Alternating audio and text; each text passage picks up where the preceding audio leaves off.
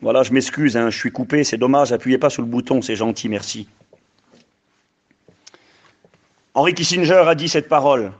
La pandémie de coronavirus modifiera à jamais l'ordre mondial, c'est-à-dire le gouvernement mondial. Le monde d'après, dit cet homme, ne sera plus jamais comme avant. Le monde après l'épidémie de coronavirus, dit-il, ne sera plus jamais comme avant. La pandémie va modifier à jamais l'ordre mondial. Paris Match, c'est un journal qui est connu en France.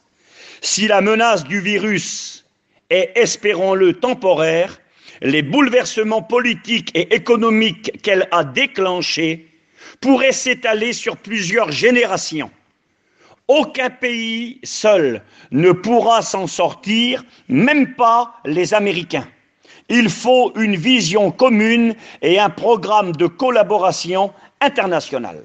Donc, tous ces gens sont d'accord pour dire, à travers les médias et les journaux, que ce que nous vivons est une crise jamais vue, qui va avoir des conséquences jamais vues et qui va bouleverser le monde dans un avenir proche, quelques semaines, quelques mois, disent-ils. C'est très intéressant.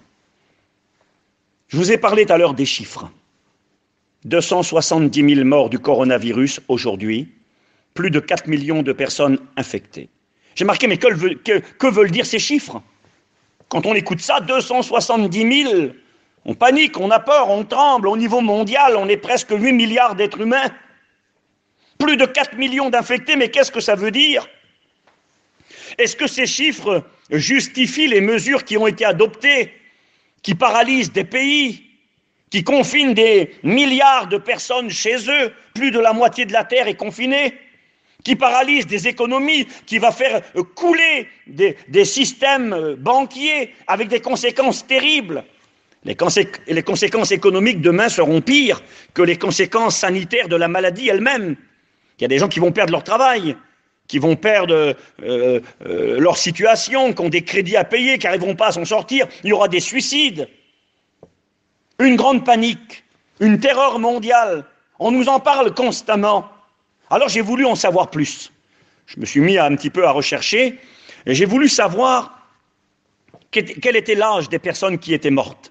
Sur les 270 000 victimes, quel était l'âge moyen? Quel était l'âge de ces personnes, Zinda, qui sont parties malheureusement? L'âge moyen des personnes mortes de ce virus est 86 ans. Écoutez-moi bien, frères et sœurs, 86 ans. J'ai regardé en France, il y a eu environ, un petit peu plus, mais environ 25 000 morts du coronavirus.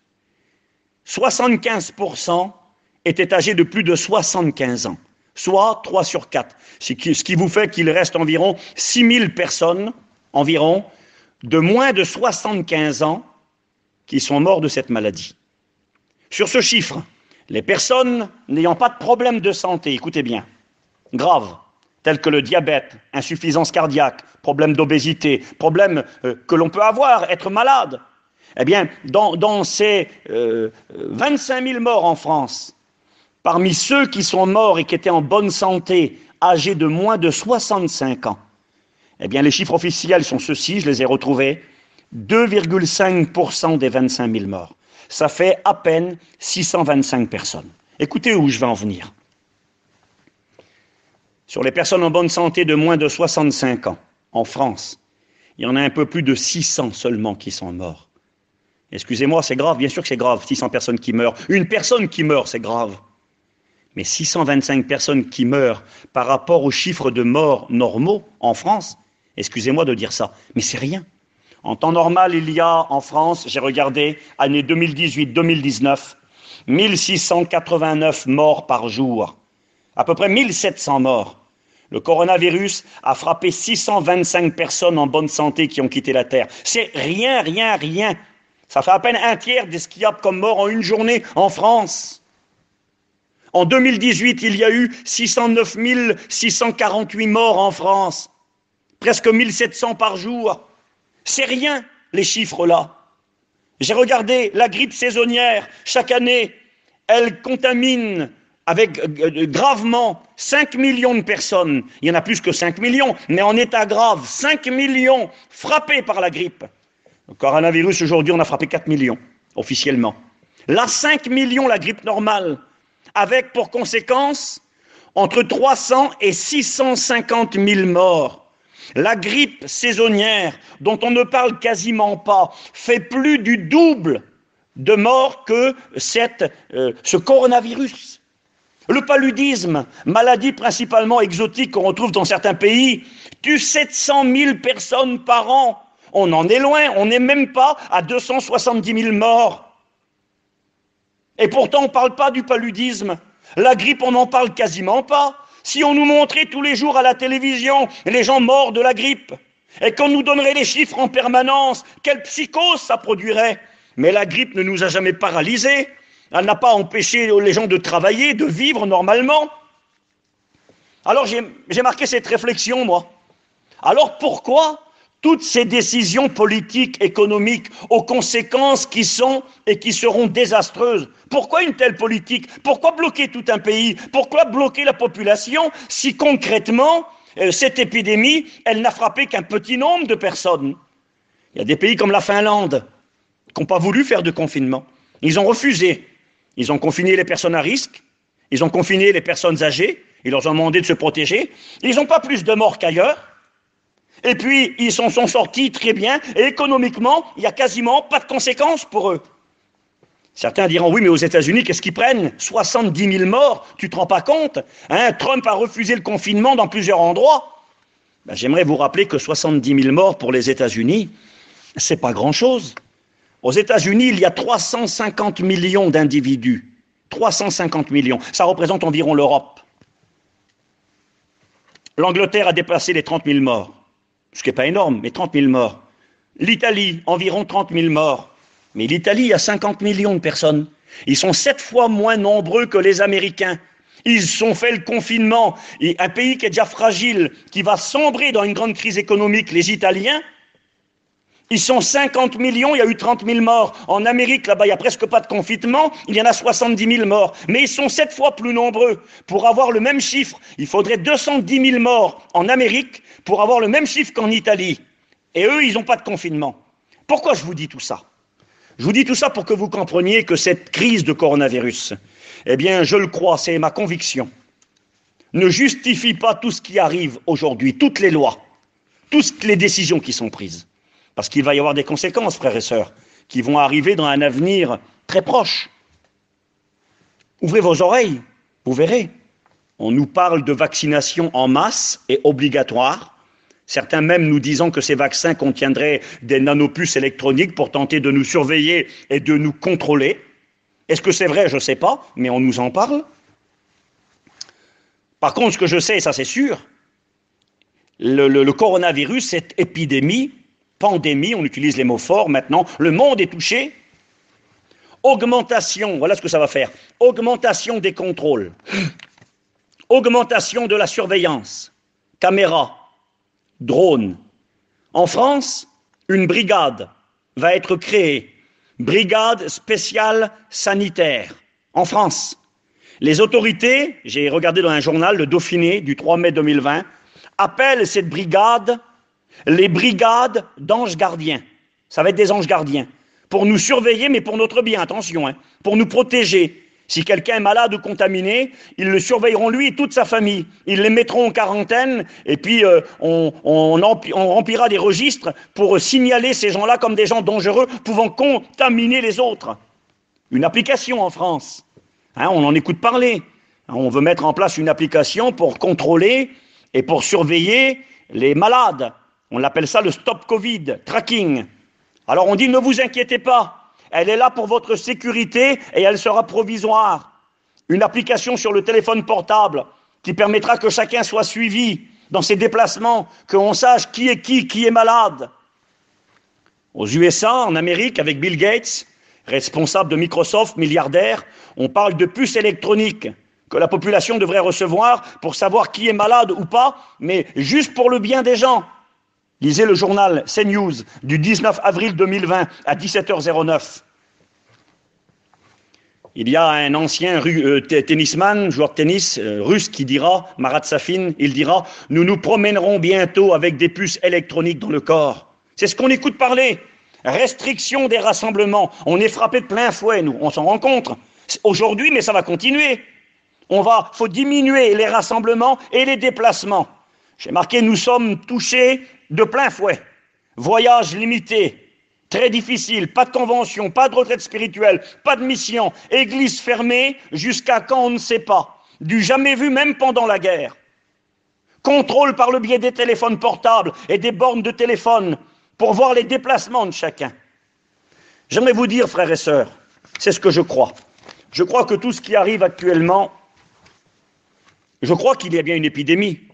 Je ne suis pas naïf, j'ai moi-même, je le pense, été malade à travers ce virus, pas à en mourir, disons une grippe pendant 12 jours, maux de tête et puis une toux prononcée, enfin voilà, j'ai eu quelques petits soucis, mais pas grave, et d'autres autour de moi, moins que moi encore. Bon, certains, c'est vrai, ça a été plus grave, des personnes fragiles, des personnes âgées, mais vraiment des chiffres minimes qui ne justifient, je le crois, en rien à toute la politique qui est mise en place, à tout, excusez-moi, le cinéma qui est mis en place. Mais alors certains diront, mais Steve, mais pourquoi tout ça? Pourquoi tout ça? Mais ma conviction est celle-ci. Ma conviction est que cette crise sert et servira encore et encore à aller plus loin dans la mise en place d'un gouvernement mondial. C'est écrit dans la Bible, dans Daniel chapitre 7, verset 23. Il est question d'un empire qui gouvernera le monde, dirigera le monde. C'est marqué comme ça. Il y aura un royaume qui existera sur la terre, Daniel 7, 23. Différent de tous les royaumes, il dévorera toute la terre, la foulera et la brisera. Dans Apocalypse 13, verset 3, il est question encore de cette puissance, de cet empire, qu'on a appelé l'empire de la bête, l'empire de l'antéchrist. Donc le gouvernement mondial, c'est marqué comme ça, Apocalypse 13, verset 3. Je vais même peut-être lire avant, je vais prendre quelques instants, je vais vous lire la Bible, parce que je vous ai lu beaucoup de choses et parlé de beaucoup de choses, mais vous lire la Bible. Apocalypse 13, verset 1er.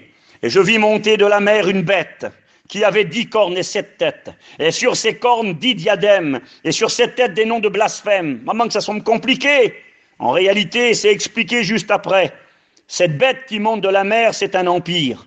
C'est une puissance, c'est un royaume. C'est marqué juste après. Le dragon, qui est le diable, lui donna sa puissance et son trône, et une grande autorité. Et c'est marqué juste après, verset 3. Et je vis l'une de ses têtes comme blessée à mort, mais sa blessure mortelle fut guérie. Écoutez bien. Et toute la terre, était dans l'admiration derrière la bête.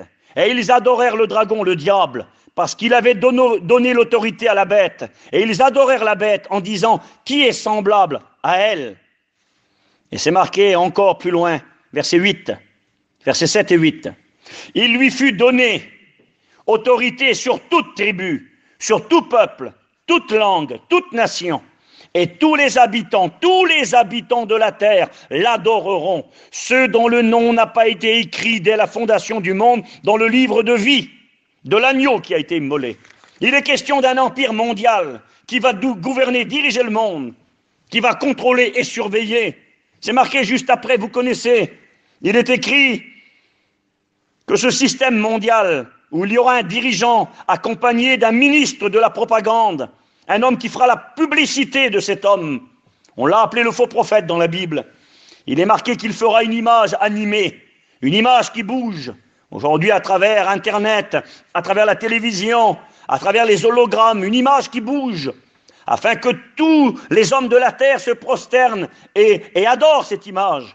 Et elle fera que tous, petits et grands, reçoivent une marque sur leur front ou leur main droite, sans laquelle ils ne pourront ni acheter ni vendre. Un contrôle total de la population, un contrôle économique, une surveillance accrue.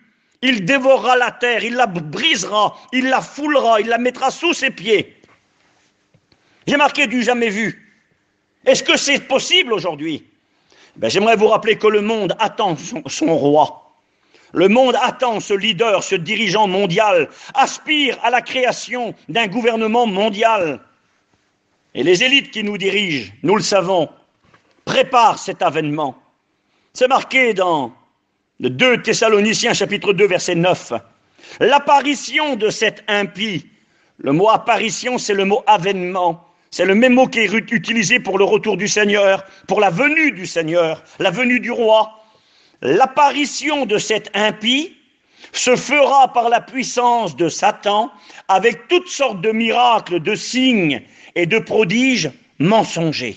Des mensonges, oui, des mensonges.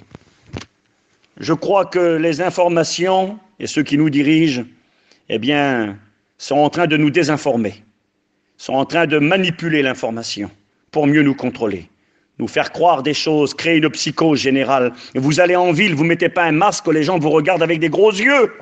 Et puis demain, ça sera obligatoire, se soumettre au système pour notre bien. La brigade des anges gardiens, une brigade sanitaire pour contrôler et surveiller tous les faits et gestes de chacun. Vous savez, il y a déjà bien longtemps, bien avant cette épidémie, vous n'avez pas attendu après moi, vous non plus, j'en suis convaincu, mais moi pareil, il y a bien longtemps que je sais que ces choses vont arriver. Je ne savais pas qu'il y aurait l'épidémie du coronavirus, mais je savais que tout ce qui prend place au niveau mondial, que ce soit les attentats, que ce soit les épidémies, que ce soit les crises économiques de 2008 et tout ce que vous voulez, 2007 aux États-Unis, tout ça, eh bien, est en train d'amener le monde dans cette configuration dont a parlé la Bible. Un gouvernement mondial qui va prendre place, et je n'entrerai pas dans les détails ce soir parce que je n'ai pas le temps, mais qui va prendre place après l'enlèvement de l'Église. Après l'enlèvement de l'Église. Et s'il fallait vous donner des preuves bibliques, je pourrais le faire. Apocalypse 6, Apocalypse 13, 2 Thessaloniciens chapitre 2, nous informe que ces réalités deviendront le partage de l'humanité après l'enlèvement de l'Église. Et c'est très intéressant pour nous d'avoir nos yeux ouverts sur ce qui prend place aujourd'hui, parce que ça nous permet à nous, en tant que sentinelles, de vous informer, de vous avertir que le matin arrive, que bientôt l'étoile brillante du matin va se lever, que Jésus va venir nous chercher, et qu'après la nuit, la lumière va jaillir pour nous, mais que pour ceux qui resteront, ce sera les ténèbres après les ténèbres, la nuit après la nuit, et le monde y va en courant. Il y a quelques années, j'ai eu l'occasion de lire un livre que l'on m'avait offert. Le titre de ce livre était « Le monde n'a plus de temps à perdre ». Je l'ai tout le temps. Et d'ailleurs, je le conseille à ceux qui veulent... c'est pas un livre chrétien, pas du tout. C'est un livre qui est le rapport bien d'une organisation qui s'appelle le Collegium International. C'est pas un livre chrétien. C'est un prédicateur qui me l'a donné à Perpignan. Et ce livre a été édité en 2012. Le titre « Le monde n'a plus de temps à perdre », donc c'était il y a 8 ans en arrière, appel pour un gouvernement mondial solidaire et responsable. Maman, pas rien le livre. Il se fait le porte-parole d'une association fondée en France en 2002, le Collegium International, qui est composé de personnes venant du monde entier, des 5 continents. Ce sont des philosophes, des scientifiques, des politiciens, des hommes très influents. Parmi ces gens-là, j'ai noté les noms. Le fondateur de cette association, c'était Michel Rocard, qui est décédé il y a 2 ou 3 ans en arrière, là, ancien Premier ministre français. Il était accompagné, et ces gens continuent le boulot aujourd'hui, de Richard von Weizsäcker, ancien président de l'Allemagne, Milan Kučan, ancien président de Slovénie, Stéphane Hessel, ambassadeur de France, Fernando Henrique Cardoso, président du Brésil, Bernard Millet, ancien secrétaire adjoint de l'ONU, Hamidou Abdallah, sous-secrétaire général des Nations Unies et ancien ministre de Mauritanie, Ruth Dreyfus, ancienne présidente de la Suisse, Ricardo Lagos, ancien président du Chili, Alpha Doumar, ancien président du Mali. J'ai marqué, c'est du sérieux, c'est pas des rigolos, des gens importants, des gens influents, des gens ayant dirigé des pays se sont réunis, rapprochés et écoutez, ils ont adressé une lettre à l'ONU. Écoutez ce qu'ils ont dit à l'ONU. Je vous ai résumé le livre, de la page 15 à la page 24. Je vous ai résumé 9 pages en quelques petits mots là. Regardez ce qu'ils font. Ils envoient une lettre à l'ONU et ils disent « Nous devons faire face à une conjonction de crise d'envergure mondiale qui est sans précédent dans l'histoire. Épuisement des ressources naturelles, dérèglement du système financier mondial, famine, pénurie, écoutez bien, pandémie. Il parle de ça, là, il y a des années en arrière. Pandémie, donc les grandes épidémies. Tout cela menace le monde d'une énorme catastrophe, d'une crise planétaire. Il est temps d'agir, disent-ils, pour instaurer un gouvernement mondial digne de ce nom. Il importe de transformer le droit international pour mettre en place une justice à vocation universelle, un tribunal mondial. Ces gens-là sont en train de parler et de dire « Nous vivons une époque, disent-ils, où l'existence d'innombrables est une démoralisation générale. Nous devons agir maintenant. Il n'y aura pas de seconde chance. C'est l'urgence du maintenant. On n'a plus une seule journée à perdre. Nous devons déléguer à des organisations mondiales nos parts de souveraineté. C'est-à-dire, on doit accepter de mettre en place un gouvernement mondial. Michel Rocard a dit, l'humanité est en danger. Sa survie à l'échelle de plusieurs générations est menacée par des problèmes de différents ordres, écologie, violence, eau potable, alimentation. Pour toutes ces raisons, nous acceptons qu'une autorité nous dirige. Ces gens-là sont en train, et depuis des années maintenant, le livre a 8 ans, en train de travailler et dire que la seule issue, et déjà ils parlaient des pandémies, c'est un gouvernement mondial. Je ne vous lis pas tout ce qu'ils ont dit. Vous lirez le livre si vous voulez chez vous. Nicolas Sarkozy, déjà, le 16 janvier 2009, il y a 11 ans, face à tous les ambassadeurs, a dit « On ira ensemble vers le nouvel ordre mondial, vers un gouvernement mondial. » Et personne, disait-il, je dis bien personne, ne pourra s'y opposer. David Rockefeller, l'un des hommes les plus riches du monde, qui était responsable de grandes entreprises de pétrole, eh bien, a dit cette parole. Nous arrivons à l'émergence d'une transformation mondiale. Tout ce dont nous avons besoin, disait-il, c'est d'une crise majeure, une grande crise.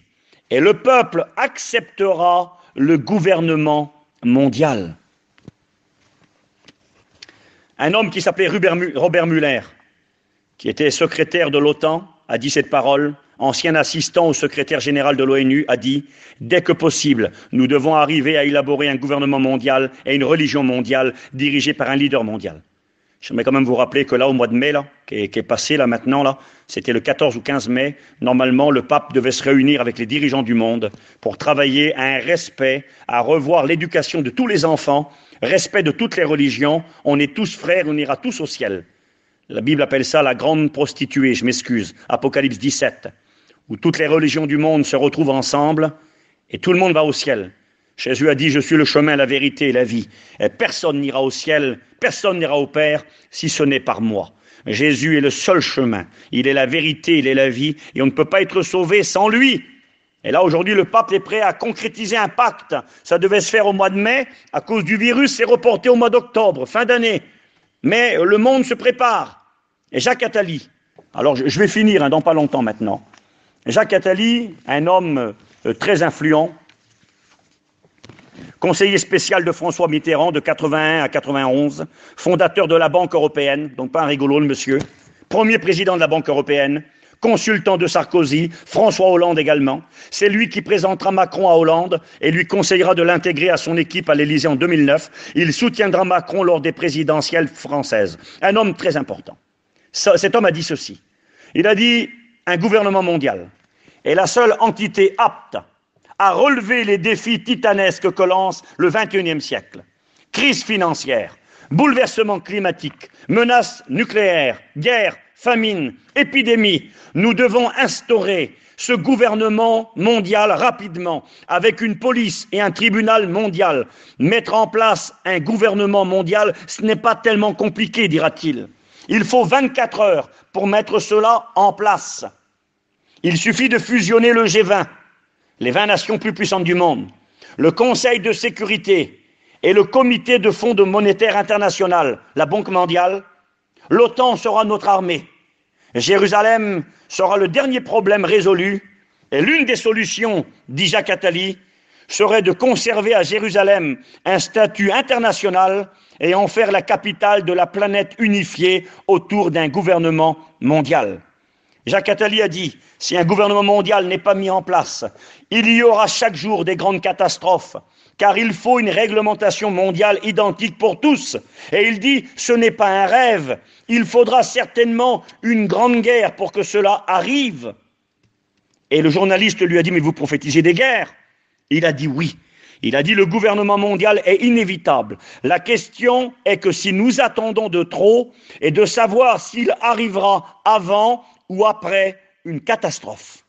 Ça, c'est les dires du monsieur. Il y a déjà 2 ou 3 ans en arrière. Le monsieur annonce qu'il n'y a pas d'autre alternative. Le monde se prépare, et moi je crois que ce qui arrive aujourd'hui est en train de faire avancer et va faire avancer à pas de géant le monde dans cette direction. Je ne sais pas le jour et l'heure dans lequel le Christ reviendra pour nous chercher. Personne ne le sait. Mais je crois que le monde est mûr aujourd'hui et que la situation mondiale correspond exactement à celle dont parle la Bible pour l'émergence, la mise en place d'un gouvernement mondial.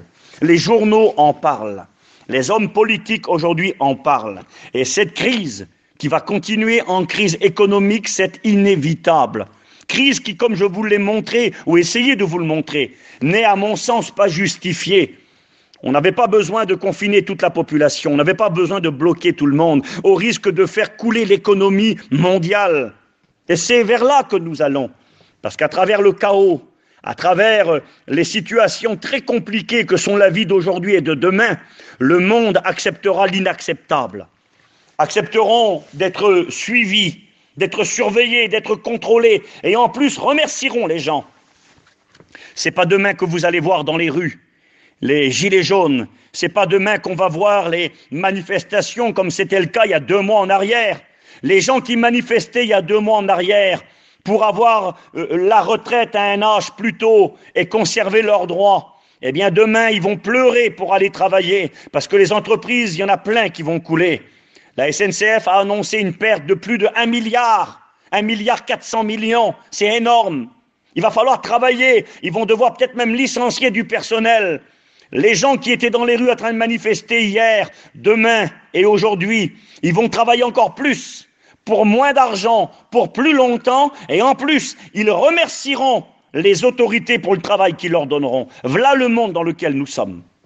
Nous sommes dans un monde qui va tout droit dans le mur.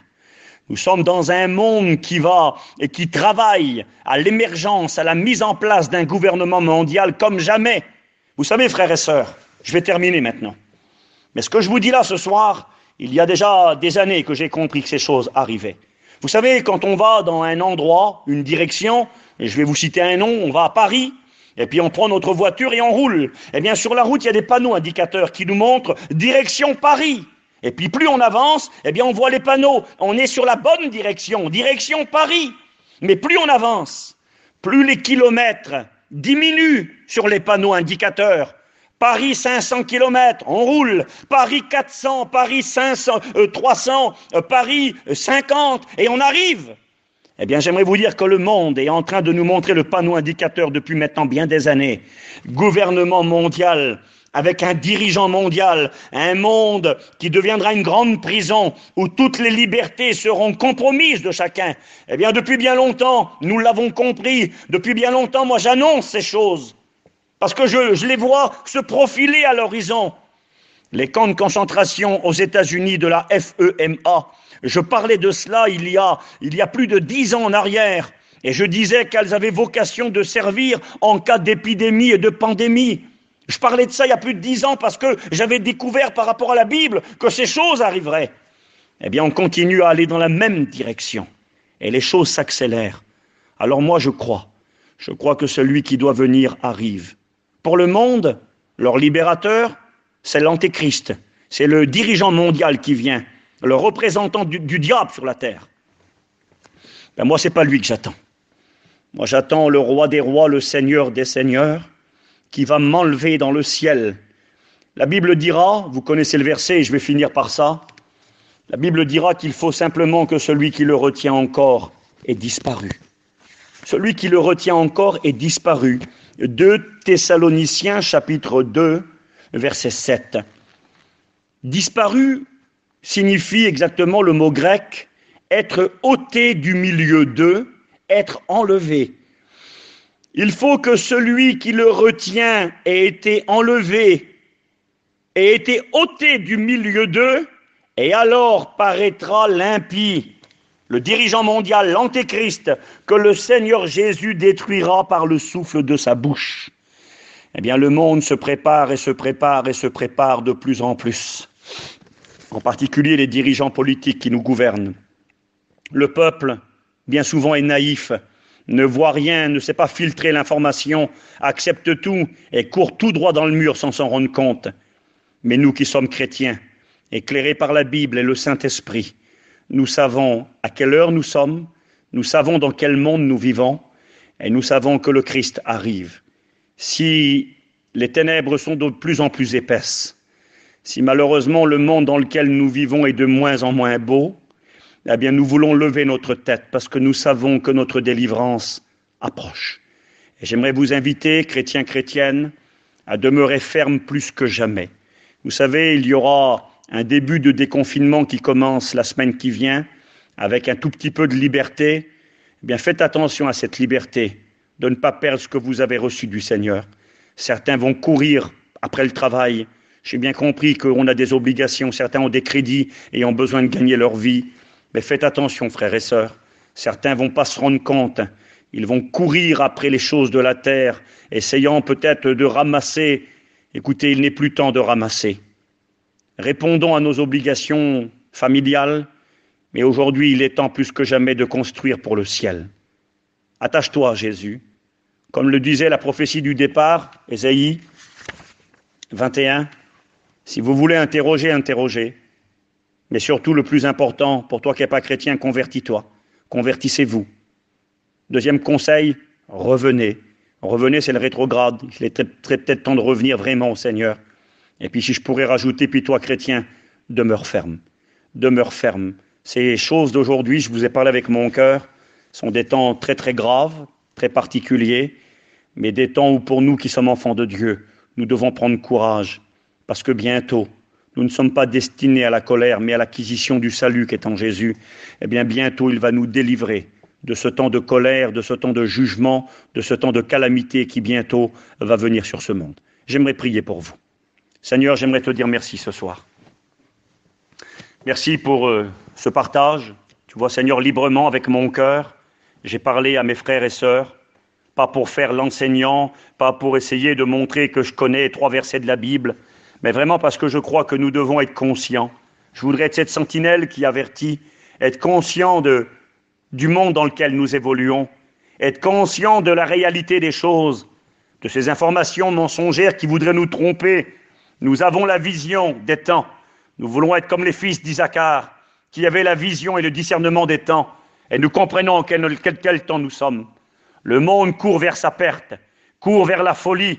Le monde de demain sera une grande prison dans laquelle il sera quasi impossible d'échapper, si ce n'est par la mort, à toutes ces choses vilaines qui vont arriver. Mais je te rends grâce pour celui et celle qui auront fait la paix avec toi. Eh bien, tu les enlèveras dans ton ciel de gloire avant la mise en place définitive de toutes ces choses. Seigneur, merci pour ta parole, merci pour ton Esprit Saint, et qu'à toi revienne toute la gloire dans le nom de Jésus. Voilà, que Dieu vous bénisse. Merci à Guitou, aux frères, aux sœurs, que Dieu vous bénisse et que Dieu vous garde.